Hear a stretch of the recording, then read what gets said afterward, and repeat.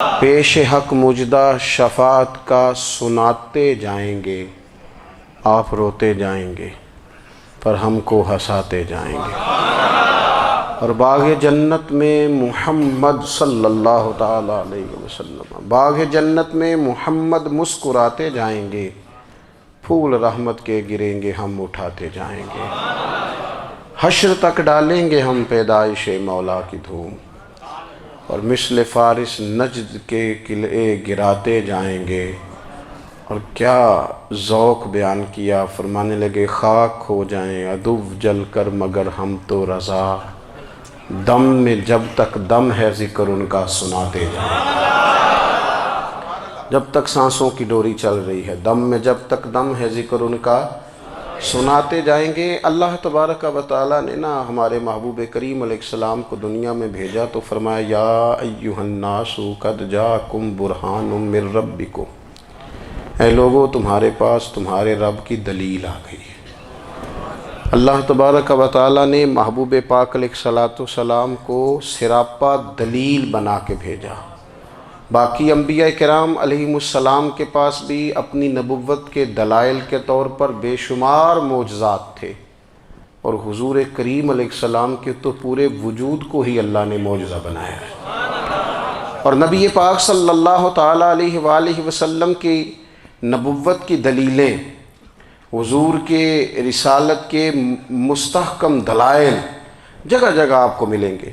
سب سے پہلی چیز تو یہ سمجھنے والی ہے کہ نبی پاک علیہ السلام نے جس چیز کو سب سے پہلے اپنی نبوت کی دلیل کے طور پر بیان فرمایا وہ حضور کا کردار ہے، سیرت ہے، عمل ہے، حضور کا لوگوں کے ساتھ رویہ ہے۔ نبی پاک علیہ السلام کی تبلیغ کے 3 دور ہیں۔ ایک تو حضور نے اپنے قول سے تبلیغ فرمائی ہے، وہ 40 سال کی عمر سے محبوب نے اعلان فرمایا اور تبلیغ کی۔ اور ایک نبی پاک صلی اللہ تعالیٰ علیہ وسلم بالواسطہ حضور کی تبلیغ ہے جو آج تک جاری ہے۔ امت کے علماء، مشائخ، مبلغین حضور کے دین کو آگے پھیلا رہے ہیں، تو دراصل یہ بھی تبلیغ رسول پاک علیہ السلام ہی کی تبلیغ۔ اور ایک حضور کی تبلیغ کا دور ہے، حضور کی پیدائش سے لے کر ولادت مبارکہ سے لے کر حضور علیہ السلام کے اعلان نبوت تک۔ اس دوران نبی پاک نے جو تبلیغ فرمائی ہے وہ اپنے کردار سے فرمائی ہے۔ عرب کا وہ معاشرہ جو بڑا میلا کچیلا گدلا ہو چکا تھا، جس کے اندر سراسر مادہ پرستی کا زور تھا، جس کے اندر لوگ انسانوں کی خرید و فروخت کرتے تھے، جس کے اندر بیٹیوں کو زندہ دفن کر دیتے تھے، جس کے اندر جو آدمی جتنا زیادہ مضبوط ہوتا تھا اتنا زیادہ لٹیرا بن جاتا تھا، اس معاشرے کے اندر رسول کریم علیہ السلام نے 40 سال گزارے، اور اس طرح گزارے کہ جو بیگانے بھی تھے وہ بھی کہا کرتے تھے یہ صادق ہیں، یہ امین ہیں۔ اور جب حضور نے اعلان نبوت کیا تو فرمایا، یہ قرآن مجید کے لفظ ہے، فرمایا فَقَدْ لَبِثْتُ فِيكُمْ عُمَرًا مِّن قَبْلِهِ أَفَلَا تَعْقِلُونَ، میں تمہارے بیچ عمر کا ایک حصہ گزار چکا ہوں، تمہیں عقل نہیں ہے، شعور نہیں ہے۔ نبی کریم علیہ السلام نے اپنے کردار کو، اپنے عمل کو اپنی نبوت کی دلیل کے طور پر بیان فرمایا۔ وہ تو حضرت حلیمہ بھی فرماتی ہیں نا، جب میں نبی کریم علیہ السلام کو اپنے گھر لے گئی تو میرا اپنا بچہ بھی دودھ پیتا تھا، 2 میرے بیٹے ہو گئے، ایک میری یہ نسبی اولاد اور حضور میری رضائی اولاد۔ تو کہتی ہیں جب میں کریم محبوب علیہ السلام کو اپنے سینے سے لگاتی تھی تو حضور میرے ایک پستان سے دودھ پیتے تھے اور دوسرا اپنے بھائی کے لیے چھوڑ دیا کرتے تھے۔ یہاں سے رسول کریم علیہ السلام نے کردار کے ذریعے تبلیغ، اور پھر اعلان نبوت سے پہلے ایک تنظیم عرب کے جوانوں پر، عرب کے سرداروں پر مشتمل بنائی گئی، جس میں نبی کریم علیہ السلام نے بڑا حصہ لیا سرکار نے، اور بڑے اہم لوگوں کو شعور حضور نے عطا فرمائے۔ وہ اس جماعت کا فیصلہ تھا کہ ہم سارے جوان، سارے بڑے لوگ ملیں گے، یہ حضور کے اعلان نبوت سے پہلے کی بات ہے، ہم بڑے لوگ ملیں گے، کسی بڑے کو کسی چھوٹے پر ظلم نہیں کرنے دیں گے، کسی آدمی کو کسی غریب کا حق نہیں کھانے دیں گے۔ حضور علیہ السلام نے اپنے کردار سے، اپنے عمل سے، اور آپ کا جو عمل ہوتا ہے وہ اصل ہوتا ہے، ایک ہوتا ہے آپ کوئی بات کرتے ہیں اور ایک ہوتا ہے کہ آپ کوئی عمل کرتے ہیں۔ آپ جب عمل کرتے ہیں تو عمل کے ذریعے بھی لوگوں تک بات پہنچتی ہے کہ دراصل آپ کا اٹھنا بیٹھنا چلنا پھرنا کیا ہے۔ میرے رسول کریم علیہ الصلاۃ والسلام کا اٹھنا بھی ایک نبی کا، بیٹھنا بھی ایک نبی کا، بات کرنا بھی ایک نبی کا، معاملات زندگی کرنا بھی ایک نبی کا، لین دین کرنا بھی ایک نبی کا۔ ایک شخص کہتے ہیں میں نے اعلان نبوت سے پہلے حضور علیہ السلام سے کوئی چیز خریدی تھی اور میں نے عرض کیا تھا آپ یہاں تشریف رکھیں میں پیسے لے کے آتا ہوں، میں 3 دن کے بعد آیا۔ دیکھو یہ بات کرنی کتنی آسان ہے، بولنی کتنی آسان ہے، پر 3 دن یہاں میرے بھائی کو کسی شخص کو 2 گھنٹے انتظار کرنا پڑ جائے تو لوگ کہتے ہیں الانتظار اشد من القتل، یہ تو قتل سے زیادہ تکلیف والا معاملہ ہے منتظر رہنا کسی کا۔ کہتے 3 دن کے بعد میں آیا تو میرے رسول کریم وہیں تشریف فرمایا، بس اتنا فرمایا یار تم نے مجھے بڑی تکلیف میں ڈال دیا، 3 دن ہو گئے یہاں رکے ہوئے۔ تو حضور نے اپنے کردار کو، اپنے عمل کو، اپنے معاملات کو سب سے پہلے اپنی نبوت کی دلیل کے طور پر پیش کیا۔ کسی نے کیا خوب کہا تھا کہ جو تیری جان کے دشمن ہیں وہ بھی کہتے ہیں، وہ جو تیری جان کے دشمن ہیں، بظاہر تو آئے ہیں نا ہجرت کی رات جان لینے، لیکن امانتیں حضور کے گھر میں رکھی ہوئی ہیں، امانتیں کاشانہ نور پہ پڑی ہیں۔ وہ جو تیری جان کے دشمن ہیں وہ بھی کہتے ہیں کہ امین تو ہے اور صداقت کی آبرو تو ہے، امین بھی تو ہے، صداقت کی آبرو تو ہے۔ تو پہلے کردار، پھر دوسری بات اللہ تعالیٰ نے اپنے محبوب علیہ الصلاۃ والسلام کو اپنا مطلق نائب بنا کر، اپنا محبوب اعظم بنا کر، ویسے ہی سارے انسانوں کے بارے میں کہا وَإِذْ قَالَ رَبُّكَ لِلْمَلَائِكَةِ إِنِّي جَاعِلٌ فِي الْأَرْضِ خلیفہ، میں زمین میں اپنا نائب بنانے والا ہوں۔ لیکن حضور علیہ السلام تو محبوب ہے نا، حضور کی نیابت تو محبوبیت کے درجے پر فائز ہے۔ تو رسول پاک کو رب کریم نے اس طرح کا بنا کے بھیجا کہ حضرت عبداللہ ابن رواحہ رضی اللہ تعالیٰ عنہ بیان فرماتے ہیں کہ اگر حضور کوئی معجزہ نہ بھی دکھاتے، نبی کریم علیہ السلام سے کوئی اعجاز لوگ نہ بھی دیکھتے، تو محبوب کا تو چہرہ ہی اس طرح کا تھا، لوگوں نے دیکھتے جانا تھا اور کلمہ پڑھتے جانا تھا۔ لیکن باوجود اس کے میرے رسول پاک کا اعجاز یہ ہے، کمال یہ ہے کہ حضور کبھی اشارہ کر دیں تو چاند 2 ٹکڑے ہو جائے، کبھی دعا مانگ دیں تو ڈوبا ہوا سورج واپس آ جائے، کبھی محبوب گزرنے لگیں تو پتھر آپ پر سلام پڑے، کبھی حضور پہاڑ پر چڑھ جائیں تو پہاڑ وجد میں آ کر جھومنے لگیں، محبوب کا کبھی نماز پڑھاتے ارادہ بن جائے تو اللہ تعالیٰ قبلے کا رخ ہی تبدیل فرما دے۔ کیا خوبصورت سوچ ہے اور کیا نظریہ دیتے ہیں بریلی کے امام، فرماتے ہیں اجابت کا جوڑا عنایت کا صحرا دلہن بن کے نکلی دعائے محمد، اور اجابت نے جھک کر گلے سے لگایا بڑی ناز سے جب دعائے محمد۔ دیکھو خدا کی رضا چاہتے ہیں دو عالم، خدا چاہتا ہے رضائے محمد صلی اللہ تعالی علیہ وسلم۔ اور ایک مقام پہ فرماتے ہیں نائب دست قدرت پہ لاکھوں سلام، نائب دست قدرت پہ لاکھوں سلام۔ تو اللہ تعالیٰ نے نبی پاک صلی اللہ تعالی علیہ وسلم کو جو اعجاز۔ پھر ایک اور بات، حضور امی ہیں، دنیا میں آ کر محبوب نے کسی سے پڑھا ہی نہیں، میرے محبوب نے جتنا پڑھا ہے رب کریم سے ہی پڑھا ہے۔ الرحمن علم القرآن خلق الانسان، رحمان نے قرآن سکھایا پھر انسان بنایا۔ اللہ تبارک و تعالیٰ کی بارگاہ کرم سے حضور نے لیا۔ رسول کریم امی ہیں، یہ بھی حضور کی نبوت پر ایک بڑی دلیل۔ دیکھو ایک ہوتا ہے کوئی آدمی بچپن سے ہی کسی چیز سے شغف رکھے اور جب اس کی عمر بڑی ہو جائے تو کہتے ہیں اس کا تجربہ بڑا ہو گیا ہے، یہ پہلے کوئی شعر کہتا تھا، کوئی ادبی جملہ کہتا تھا، تو اب اس کی یہ کام کرتے کرتے عمر بڑی ہو گئی ہے تو رسوخ حاصل ہو گیا۔ 40 سال کی عمر مبارک تک نبی کریم نے ایک شعر بھی نہیں کہا۔ حضور علیہ الصلاۃ والسلام نے کبھی کوئی ایسی بات، ویسے تو حضور کی ہر بات حکمت والی، لیکن جس کو عرب کے لوگ اپنے لہجے میں شاعری یا اپنے لہجے میں ادب کہتے تھے، وہ حضور نے بیان نہیں فرمایا۔ لیکن جب 40 سال کی عمر میں اعلان نبوت کیا تو پھر بڑے بڑے فصیح و بلیغ، بڑے بڑے سیانے طفیل بن عمر کہتے ہیں کہ اس شخص کو بھی میں نے دیکھا جسے بڑا ناز تھا اپنی فصاحت اور بلاغت پر، اور جب وہ حضور کے پاس آیا اور اس نے آ کے کچھ باتیں کی تو محبوب خاموشی سے سنتے رہے، اور جب وہ چپ کر گیا تو میرے کریم نے صرف سورہ فاتحہ پڑھی۔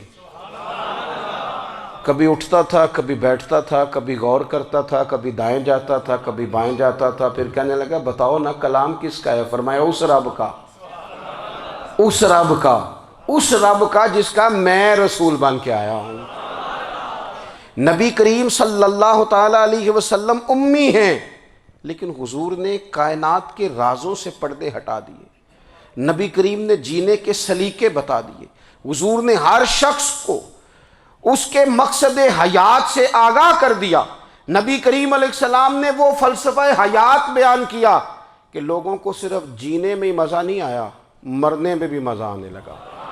لوگ آگے بڑھ بڑھ کے جانیں پیش کرنے لگے، اپنی اولادیں قربان کر، جو فلسفیوں سے کھل نہ سکا اور نکتہ وروں سے حل نہ ہوا، وہ راز ایک طیبہ والے نے بتلا دیا چند اشاروں میں۔ محبوب کریم امی ہیں، لیکن حضور نے اس طرح دنیا کو سکھایا، اس طرح دنیا کو پڑھایا، اس طرح حضور نے علم کے چراغ اور دیپ روشن کیے کہ قیامت تک جسے روشنی ملے گی نا، اسے صرف دروازہ مصطفیٰ سے ملے گی، اسے رسول کریم علیہ السلام کے در دولت سے ملے۔ کچھ لوگوں نے کہا کہ یہ اپنے پاس سے آیات بنا کے لاتے ہیں، اپنے گھر میں بیٹھ کے دعوے کر لینا تو کوئی مشکل کام نہیں نہ ہوتا، سارے لوگ ہی کر لیتے ہیں۔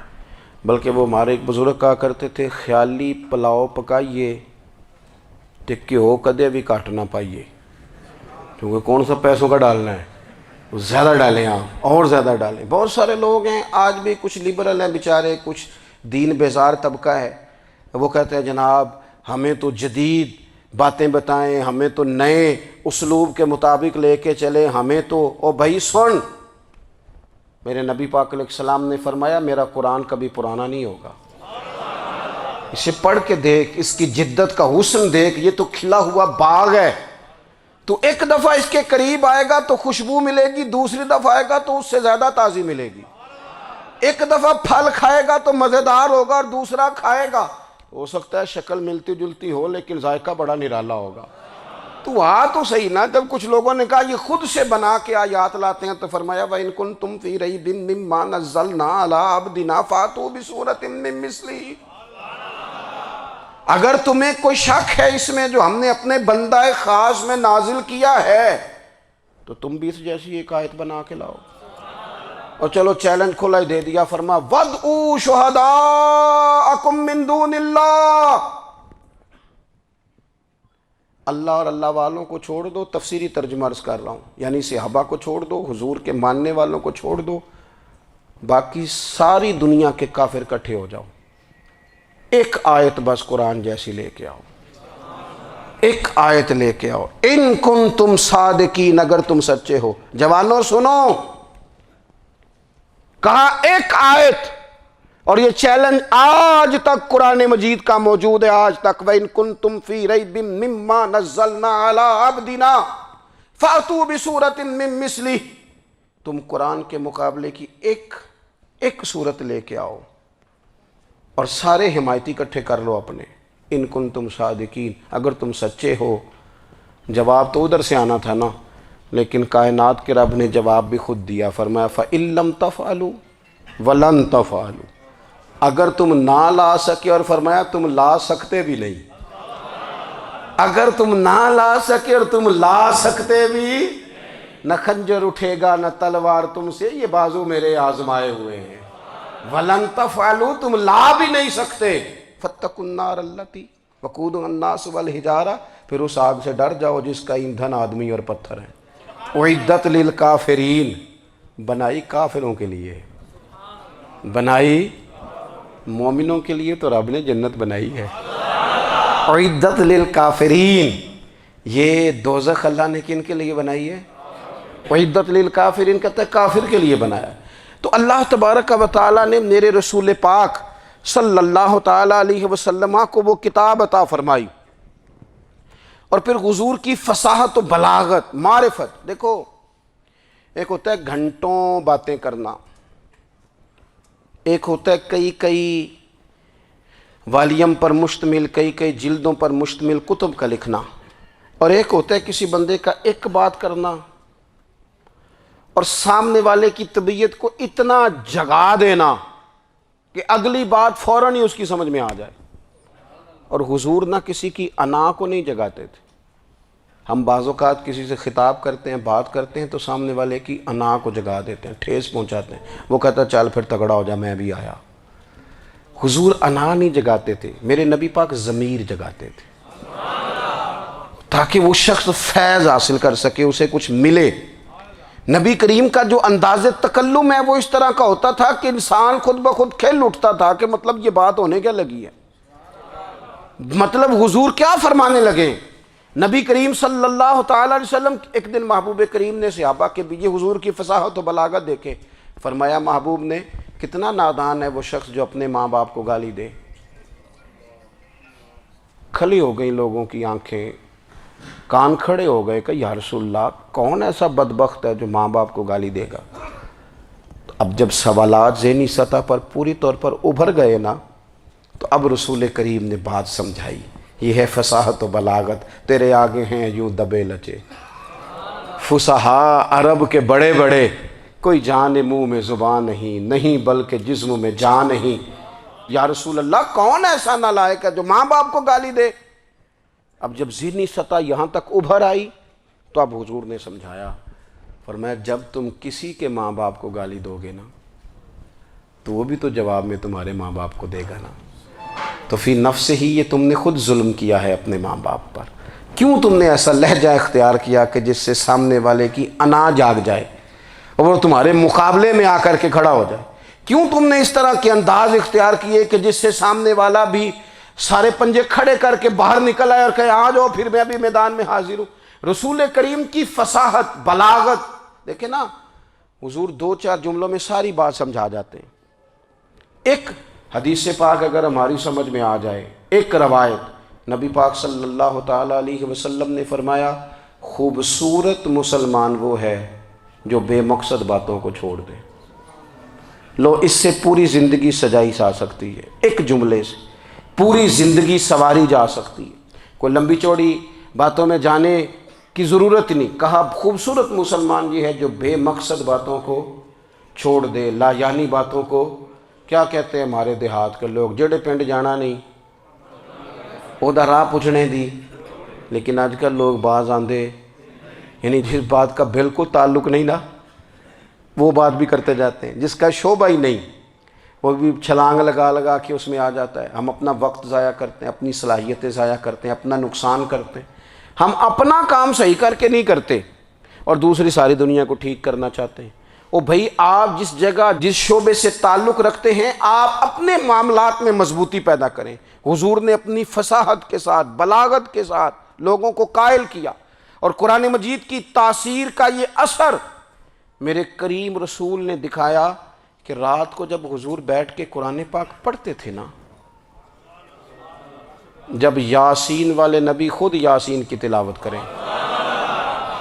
جب طٰہٰ والے محبوب خود طٰہٰ کی تلاوت کریں، غور کرو نا جب مدثر والے محبوب خود ان جملوں کو ادا کریں، یعنی جن کے بارے میں آیت آئی ہے جب وہی یہ آیت پڑھیں کہ اِنَّا أَعْطَيْنَاكَ الْكَوْثَرَ، یعنی جن کا ذکر ہو رہا ہے جب وہ یہ بات کریں کہ یا ایھا النبی انا ارسلناک شاہدا ومبشرا ونذیرا لتؤمنوا باللہ ورسولہ وتعزروہ وتوقروہ وتسبحوہ بکرۃ واصیلا، جن کے بارے میں آیت آئی ہے جب وہ یہ کہہ رہے ہوں کہ ورفعنا لک ذکرک، جب وہ کہہ رہے ہوں والضحیٰ واللیل اذا سجا، ذرا اس کیفیت کو دیکھیں جب محبوب خود پڑھ رہے ہوں اور جو حضور پر آئی ہیں اس کا ذائقہ، اس کا لطف، اس کا انداز بھلا کیا ہوگا.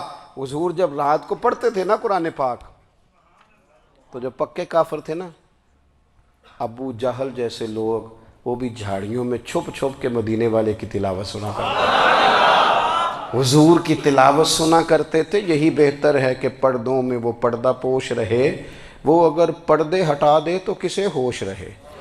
رسول کریم علیہ السلام کی تلاوت کا سننا، قریب جانا، یہ اعجاز ہے۔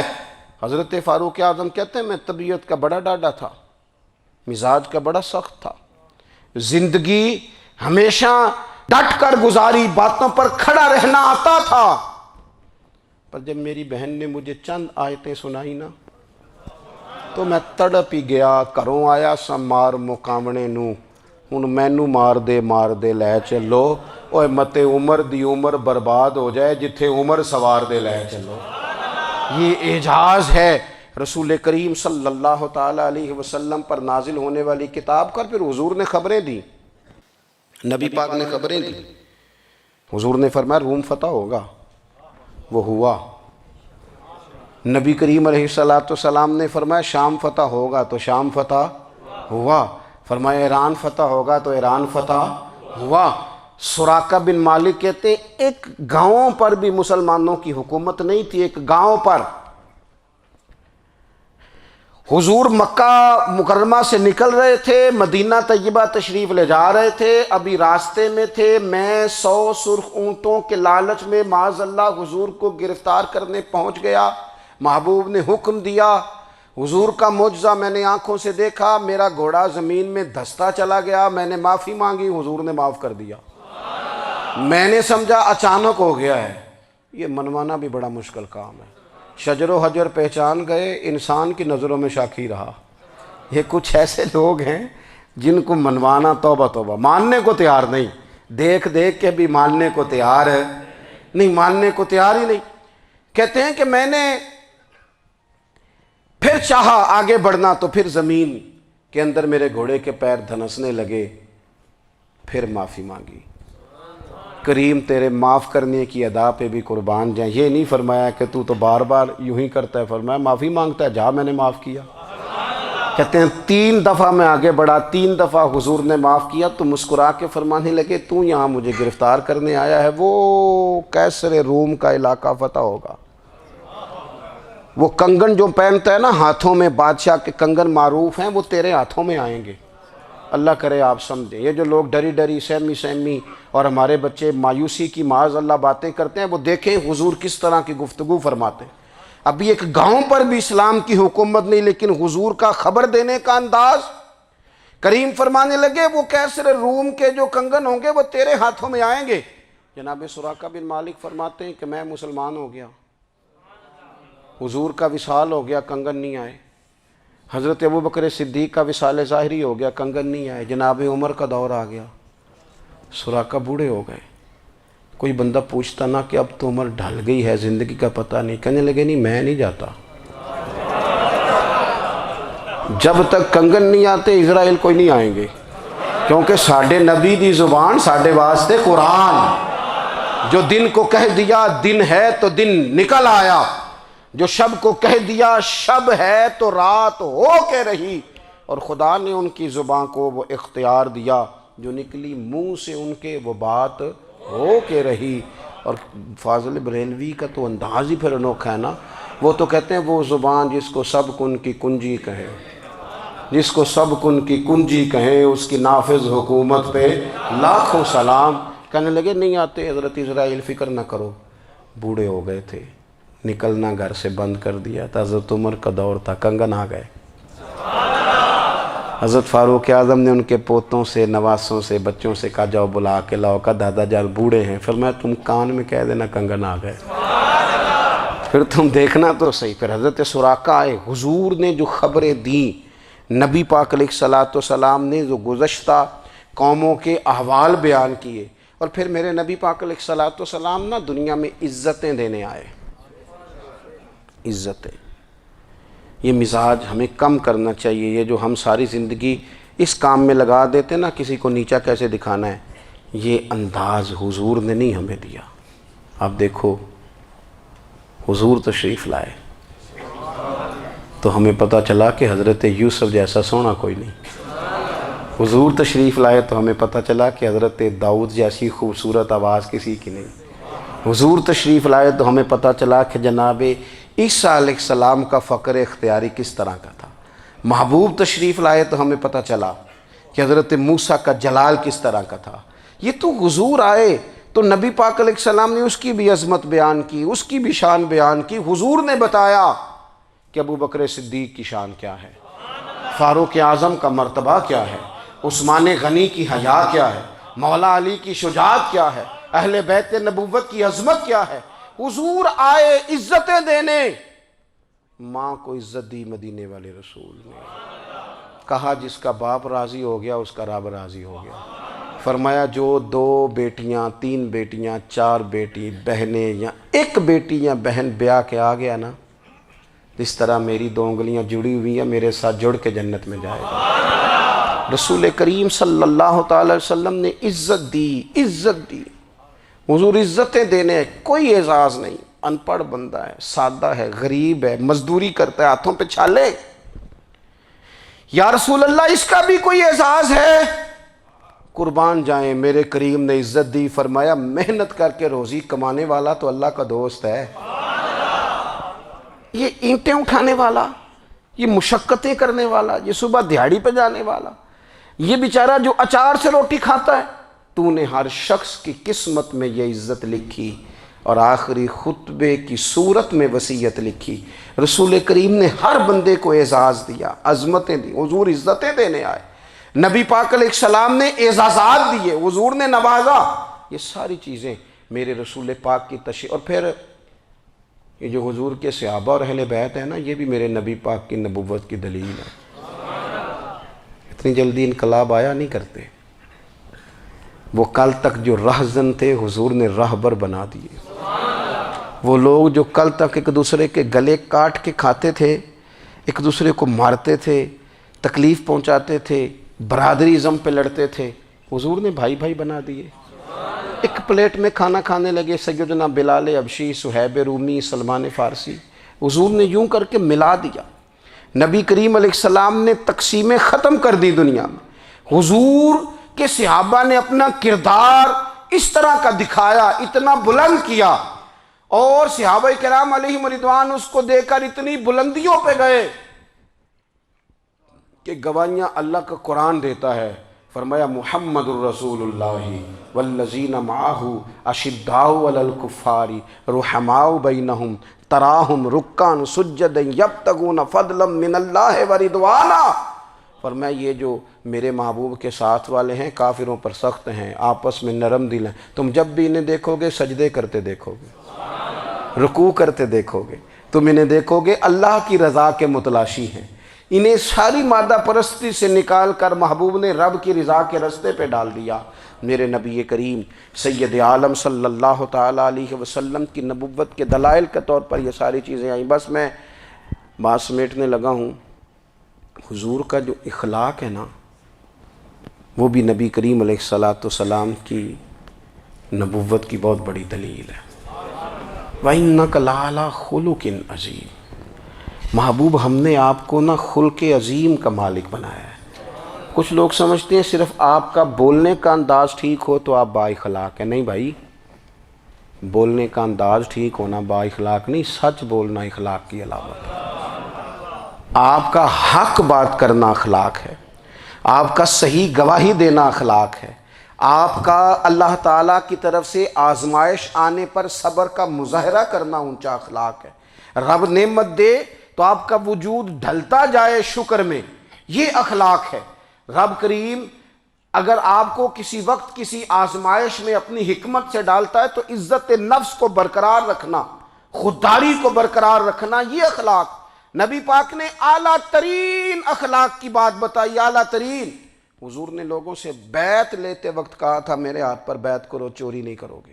نبی پاک علیہ السلام نے مختلف امور پر بیعت لی۔ حضرت حکیم بن حزام کہتے ہیں حضور نے میرے ہاتھ پہ ہاتھ رکھ کے کہا میرے ہاتھ پہ ہاتھ رکھ کے بیعت کرو کہ کسی دنیا دار سے سوال نہیں کرو گے، خودداری سے زندگی گزارو گے، عزت نفس سے، جو رب نے تمہیں دیا ہے تم اس پر راضی رہو گے۔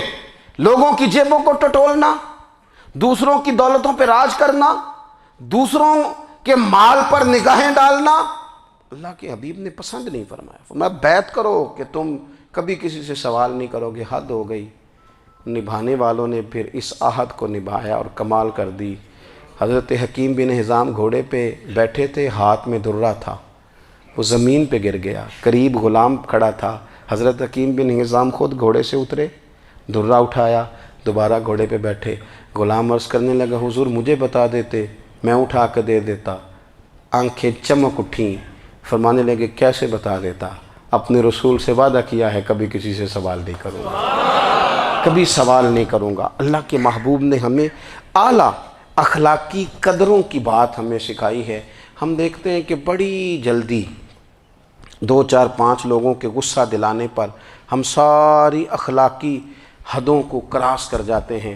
دوستو ہمارا ایک ویژن ہونا چاہیے، ہمارے ذاتی رویے بڑے معتبر ہونے چاہیے، لین دین کے معاملات کے اندر مسلمانوں کو بڑا صاف ستھرا ہونا چاہیے۔ ہمیں اپنی معاشی زندگی میں روزمرہ کے معاملات میں ہماری توجہات کا مرکز صرف اللہ رسول کی ذات ہونی چاہیے۔ رب کریم نے اپنی حکمت سے کسی کو کتنا دیا ہے یہ اس کی حکمت کے تقاضے ہیں، ہمیں اس نے جس رنگ میں جس حال میں رکھا ہے ہمیں اپنے رب کی رضا پر بہت زیادہ مطمئن ہونا چاہیے۔ اچھا پھر ایک اور بات،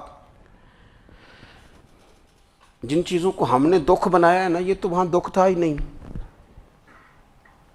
مہینہ مہینہ چولہا نہیں جلا، لیکن کسی جگہ اظہار غربت ہے حضور کی اولاد پاک کا یا صحاب کا یا ازواج کا، مہینہ مہینہ چولہا نہیں جلا، لیکن یہ اخلاق عالیہ کا حسن دیکھو، اپنے گھر مہینہ مہینہ چولہا نہیں جلا، جو مانگنے آیا اسے جھولی بھر کے عطا فرمایا، کوئی دروازے سے خالی نہیں گیا۔ عزیز بھائی اگر زندگی میں اخلاقی قدریں ہم اپنا لیں اور ہم تھوڑا تھوڑا کر کے اپنے آپ کو تبدیل کریں، ساری زندگی توجہ رہی کہ فلاں کیا کر رہا ہے فلاں کیا کر رہا ہے، تھوڑا سا گردن کو جھکا کے اپنے اوپر توجہ ڈالیں، اپنے آپ کو وقت دیں، حضور کے اخلاق عالیہ کی روشنی میں، تعلیمات حسنہ کی روشنی میں ہم اپنے کردار و عمل پر تھوڑی توجہ دیں۔ اس وقت بہت بڑی تعداد میں امت مسلمہ ہے، اور ایسا نہیں ہے کہ دولت نہیں ہے، دولت سے بھی سرشار ہیں، ہمارے ہاں بڑے بڑے انجینئر ہیں، بڑے بڑے ڈاکٹر ہیں، لیکچرار ہیں، ہمارے پاس بڑے بڑے ہاسپٹل ہیں، بڑا کچھ ہے، لیکن کردار و عمل کے بادشاہ، اپنی زندگی تقوی کی روشنی میں گزارنے والے ان لوگوں کی تعداد کم ہے۔ اگر کوئی آج بھی سارے کام نیک کرے لیکن جائیداد میں سے بیٹی کا حق رکھ جائے تو پھر اس نے کیا میلاد منایا ہے؟ اگر آج بھی جو 2 4 لوگ بیچارے اس کے زیر دست ہیں، ملازمین ہیں، ان کے ساتھ اس کا رویہ انتہائی سخت ہو تو اس نے کیا میلاد منایا؟ اگر آج بھی وہ برادری ازم کی بنیاد پر دوستیاں کرے اور چھوٹے بڑے کی وہ تقسیم رکھے، جسے حضور نے فرمایا کہ قبیلے تو تعارف کے لیے، ورنہ کسی عربی کو اجمی پر، گورے کو کالے پر کوئی فضیلت نہیں، اگر کوئی آج بھی اس برادری ازم کا قائل ہے پھر اس نے کیا میلاد منایا؟ اگر کوئی شخص آج بھی اپنے آپ کو مادہ پرستی میں پوری طرح دھکیل چکا ہے اور رضا الہی کا مسافر نہیں بنا تو اس نے کیا میلاد منایا؟ اپنی طبیعتوں میں روحانی تبدیلی اور وہ خاص افکار جو حضور اپنے غلاموں میں پیدا فرماتے ہیں، ان افکار کو پیدا کرنا، سوچوں کو بدلنا، سوچوں کو، نظریات کو بدلنا، اپنے روزمرہ کے معاملات کا جائزہ لینا کہ ہم کس طرح آگے بڑھ سکتے ہیں اور کس طرح ہم ایک بہترین امتی اور ایک بہترین مسلمان بن سکتے ہیں، اس پر توجہ دینا یہ میلاد ہمیں سبق دیتا ہے۔ اللہ تعالیٰ مجھے اور آپ کو عمل کی توفیق عطا فرمائے۔ آخر دعوایا ان الحمدللہ۔